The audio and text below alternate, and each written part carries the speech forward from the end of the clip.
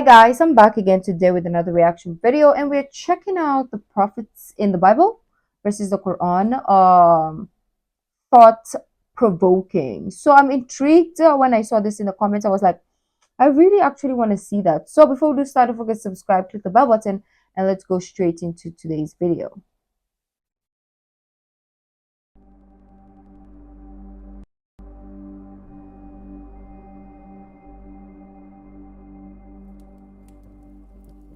Prophethood is a concept that is common to Judaism, Christianity, and Islam. Both the Bible and the Quran define the concept of prophethood in highly noble terms. So we should expect God's prophets to embody these ideals by being the best of people, with their behavior and lives representing a practical example for mankind to follow in order to come closer to God. True. When we look at the stories of the prophets in the Bible and the Quran, what we find, however, is that only one book represents the lives of the prophets in such a way that does justice to the noble concept of prophethood. The Bible tarnishes Aaron with the involvement in the worst of sins, idolatry. The people gathered around Aaron and said, "Come, make us gods." Aaron answered them, "Take off the gold earrings and bring them to me." So all the people took off their earrings and brought them to Aaron. He took what they handed him and made it into an idol cast in the shape of a calf. Monotheism, worshipping only one God, was the very essence of the message that God tasked Moses and Aaron to impart on the Israelites. So from this point of view, a prophet of God failed in the most basic of duties. The Bible goes on to tell us that God punished the Israelites who worshipped the calf idol with a plague. And the Lord struck the people with a plague because of what they did with the calf Aaron had made. Aaron, however, was spared any such punishment, even though it is said that he was the individual that made the idol. Shouldn't prophets be more accountable than common people due to the greater knowledge that they possess and their higher positions of responsibility? By comparison, in the story that the Quran narrates, Aaron is free of the major sin of idolatry. It was in fact an individual called Samari who made the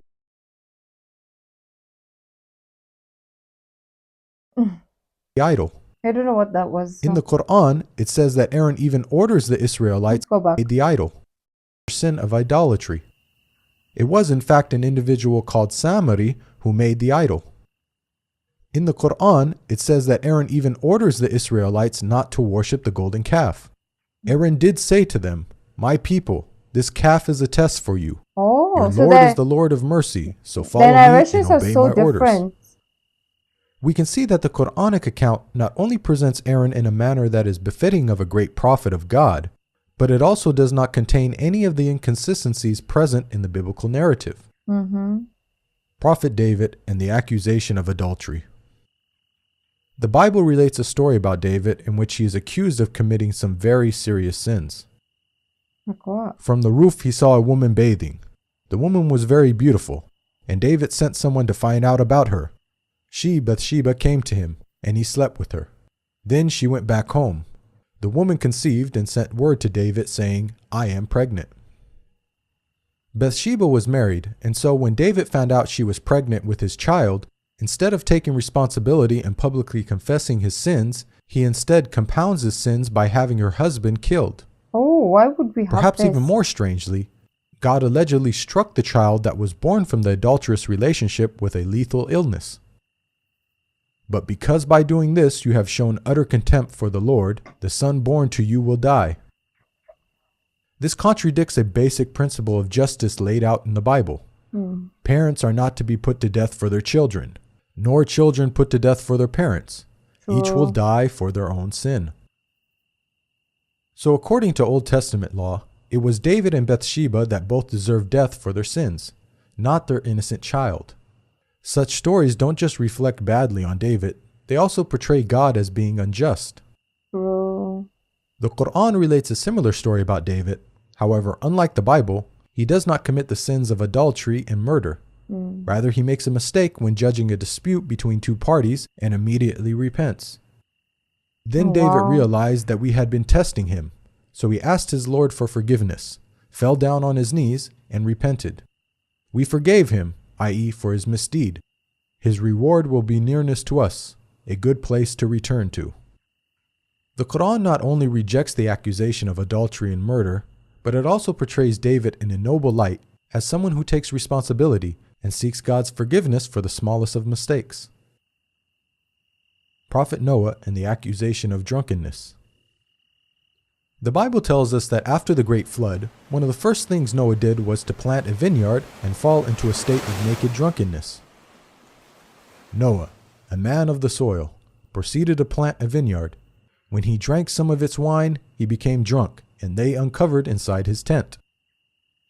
It is difficult to believe that this great prophet, who had the self-discipline to build a giant ark by hand, would then lose all self-control as soon as he sets foot off the ark. The Bible goes on to tell us that Noah cursed his own grandchildren when he found out that his youngest son, Ham, had informed his siblings about Noah's sorry state. Oh. When Noah awoke from his wine and found out what his youngest son, Ham, had done, he said, "Cursed be Canaan, the lowest of slaves he will be to his brothers." One can't help questioning Noah's conduct. Even if cursing was justified, wouldn't it make more sense for Noah to curse Ham rather than Ham's son Canaan, who was an innocent party?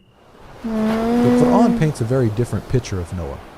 After the waters subsided, Noah inquires about the well-being of his rebellious son who refused to board the ark.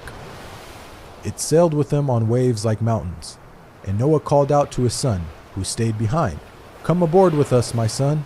Do not stay with the disbelievers." The waves cut them off from each other, and he was among the drowned.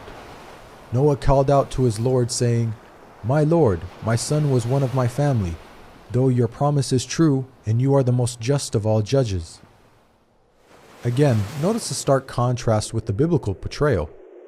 Rather than getting into a naked, drunken state and cursing innocent family members, the Quran tells us that Noah, a great prophet and leader of men, but also a father, turned to God with sadness for his dead son.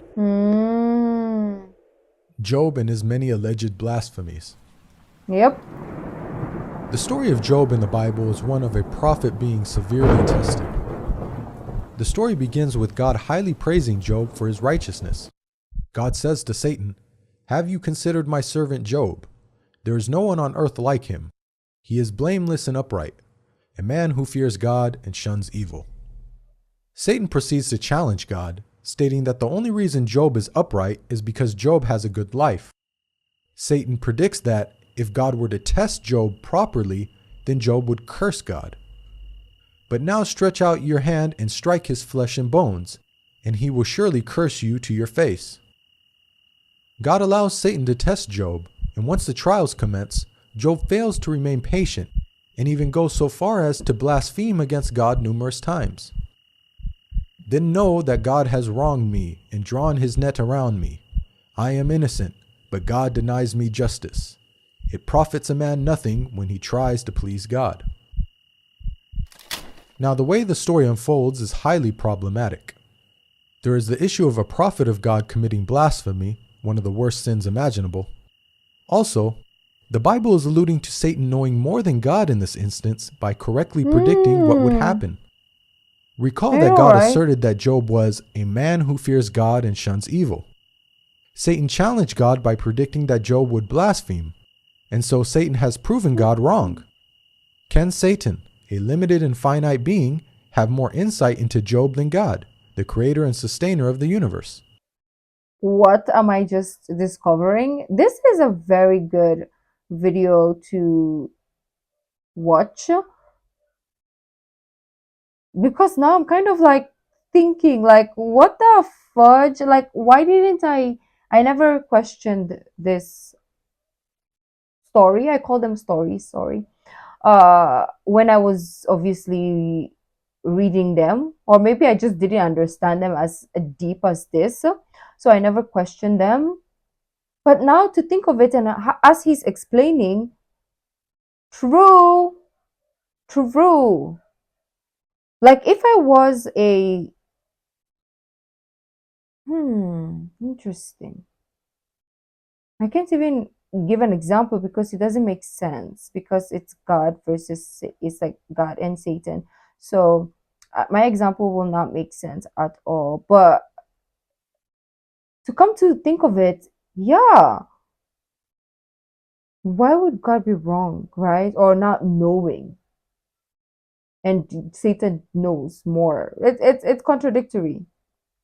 Being have more insight into Job than God, the Why creator and why sustainer don't of the people use universe. this verse more as The a Quran resolves all these issues in just a few short verses. rebuttal? Job doesn't blaspheme against God. Rather, he blames Satan for his hardship. Bring to mind Mm, our servant Job, makes who sense. cried to his Lord, Satan has afflicted me with weariness and suffering. God compliments Job for his patience in the face of such trials. We found him patient in adversity, an excellent servant. He too always turned to God. Job's righteous conduct in the Quran is exactly what we would expect of a prophet of God. Analysis of the stories of the prophets. Both the Bible and the Quran define the concept of prophethood in highly noble terms. After examining the stories of the prophets, we've seen that it's only the Quran that portrays the prophets in such a way that satisfies this ideal. By contrast, the Bible shows the prophets in an extremely negative light. It seems that no Mm, sin is too great for them to commit. Yet the Bible states, all scripture is inspired by God and is useful for teaching, rebuking, correcting, and training in righteousness. What hmm. morals can be derived from stories that are filled with prophets committing idolatry, murder, adultery, and blasphemy? Another issue with the Bible is that If that is the description of the prophets, most of us are better than them. If that was true, right? We can say, I was better than this prophet, I was better than that prophet. Well, because like I didn't commit almost any of those. I'm going back. Yeah, I don't think I committed any of those, to be honest with you. So I'm better than them. If this was true, and we cannot say we are better than them because they're supposedly holier than most, right? what morals can be derived from Crazy. stories that are filled with prophets committing idolatry, murder, adultery, and blasphemy? I don't think I've Another issue with done the any of Bible is that those. God states that his commandments are easy to follow. Now, what I'm commanding you today is not too difficult for you or beyond your reach. This message of encouragement was proclaimed to the whole of Israel, prophet and commoner alike. But how can the Israelites have been expected to keep the commandments when the prophets, those who were Mm, divinely they handpicked were and tasked already with upholding and teaching breaking the it. commandments, failed to keep even the Hmm, most basic of God's laws? true, true. Does this not make a mockery of God? One of the names of the Quran is Al-Furqan, What is meaning that? the criterion between truth and falsehood. So the Quran not only confirms the Al scriptures that came Furqan. before it, but it also corrects their distortions. Mm, We sent to you, Muhammad, the scripture with the truth, confirming the scriptures that came before it, and with final authority over them. So judge between them according to what God has sent down. yeah. The Quran defends God's righteous prophets against the slander and falsehood attributed to them in the Bible. It provides the best guidance for those who want good examples to follow in order to come closer to God and be successful in the hereafter. There is a lesson in the stories of such people for those who understand. Mm-hmm. This Understand. video is based on the book No. Jesus, Man, This Messenger, voice, though, Messiah. To learn more about the prophets in Christianity and Islam, please download your free copy of the book at the link below. I shall. That is so beautiful. I like this. It broke down, compared each side, gave us some thoughts via the speaker, his own thoughts as well as like facts in front of us. I am sold. When I say I'm sold, I mean like I can see right and wrong, right? It's so obvious in front of our eyes. I want someone who doesn't agree in the comments. Tell me why you don't agree about this. Like it's right in front of us, it's black and white. What don't you understand? I want to know in the comments. If you like this video, don't forget to give this video a thumbs up, subscribe. I'll see you in the next video. Bye.